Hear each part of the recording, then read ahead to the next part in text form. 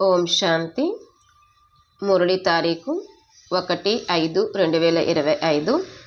ఈరోజు మురళి సారము బాబా చెప్తున్నారు, మధురమైన పిల్లలు, మీరు అనంతమైన తండ్రి నుండి అనంతమైన వారసత్వాన్ని తీసుకునేందుకు వచ్చారు.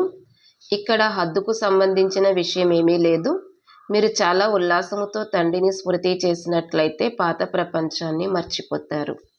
ప్రశ్న: ఏ ఒక్క విషయాన్ని మీరు పదే పదే మీలో మీరు చింతన చేస్తూ పక్కా చేసుకోవాలి?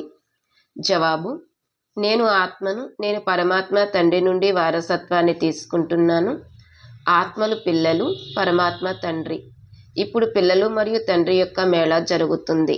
ఈ విషయాన్ని పదే పదే చింతన చేస్తూ పక్కా చేసుకోండి.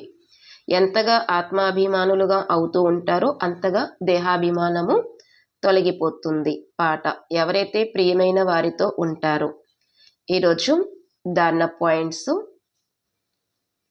యోగ బలం యొక్క శక్తితో తమ కర్మేంద్రియాలను శీతలంగా తయారు చేసుకోవాలి, మీ వశంలో ఉంచుకోవాలి.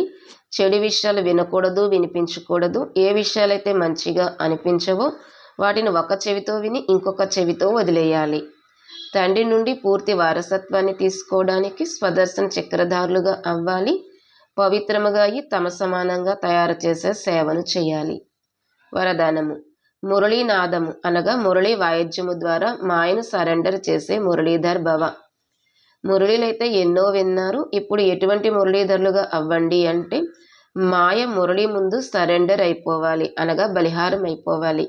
మురళీ రహస్యమనే నాదాన్ని ఒకవేళ ఎల్లప్పుడూ మ్రోగిస్తూ ఉన్నట్లయితే మాయ సదాకాలము కొరకు సరెండర్ అయిపోతుంది.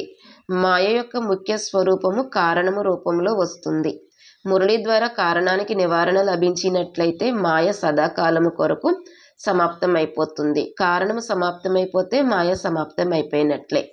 స్లోగన్: అనుభవి స్వరూపులుగా అయినట్లయితే ముఖముపై భాగ్యం యొక్క మెరుపు కనిపిస్తుంది. అవ్యక్త సూచన పాయింట్: ఆత్మిక రాయల్టీని మరియు పవిత్రత యొక్క పర్సనాలిటీని ధారణ చేయండి అనే టాపిక్ పైన ఈరోజు పాయింట్: సంగమయుగ బ్రాహ్మణ జీవితపు విశేషత పవిత్రత. ప్రవృత్తిలో ఉంటూ అపవిత్రత నుండి నివృత్తులుగా ఉండటము. స్వప్న మాత్రముగా కూడా అపవిత్రతతో కూడిన సంకల్పాల నుండి ముక్తులుగా ఉండడము. ఇదే విశ్వానికి ఛాలెంజ్ చేసే సాధనము. ఇదే బ్రాహ్మణులైన మీ యొక్క ఆత్మిక రాయల్టీ మరియు పర్సనాలిటీ. ఓం శాంతి.